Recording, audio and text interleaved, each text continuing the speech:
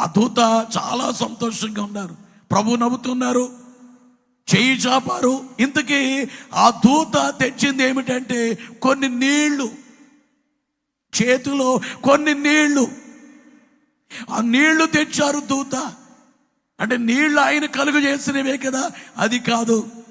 ఒక వీధిలో ఒక ముసలామె, ఓ పెద్ద ఆమె మోకాళ్ళుని, దేవా నేను రక్షించబడ్డాను, మా ఊర్లో ఎంతో మంది చీకట్లో ఉన్నారయ్యా, చీకటిలో ఉన్న వారిని వెలిగించండి నాయనా, మా ఊరికి రక్షణ కావాలి నాయనా, మా ఇంటి వాళ్ళందరూ రక్షించబడాలి, మా ఊరు మా వీధి రక్షించబడాలి, మంచి బోధకులు మా మధ్యకి రావాలయ్యా, కానుక ఆశించని పాస్టర్లని నడిపించండి తండ్రి, దేవుని వైపు చూచే వారిని నడిపించండి ప్రభువా, మీ కృప చూపించమని కన్నీళ్లు కార్చి ప్రార్థన చేస్తుంటే దేవదూత వచ్చి ఆ చెయ్యలాగా పెడితే ఆ కన్నీళ్లు చేతుల్లో పడితే ప్రభు వారి చేతుల్లో వేయగానే ప్రభు అన్నారట, ఇది నాకు ఇష్టమైన కానుక.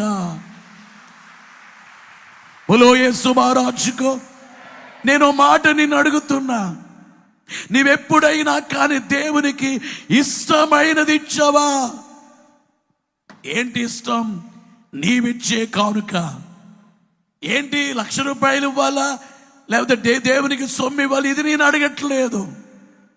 నేనేనాడు డబ్బు వైపు చూడలేదు. 10 లక్షలు ఇస్తామన్నా ఇంటికి వెళ్ళి ప్రార్థన చేయలేదు. కోర్టు వచ్చింది 10 లక్షలు ఇవ్వాలని అనే వాళ్ళని కూడా నేను అంగీకరించలేదు. ఎవరో వచ్చి అనంతపురం జిల్లాకి 500 కోట్లు అమెరికా నుంచి వచ్చి ఇక్కడ మంచి చర్చ్ ఉంటే మేము మంచి చర్చికి 500 కోట్లు ఇస్తామంటే నేను చెప్పా మాకు అక్కర్లేదని చెప్పా. అంటే మన యొక్క పని ఏంటంటే కన్నీటి లోపలికి వెళ్ళిపోతున్నారు. అక్కడ మరి అంతమంది ఉన్నారు, లోపలికి వెళ్తున్నారు. ఏం చేస్తున్నట్లు వాళ్ళు? ఇప్పుడే పంపించాను అబ్బాయి.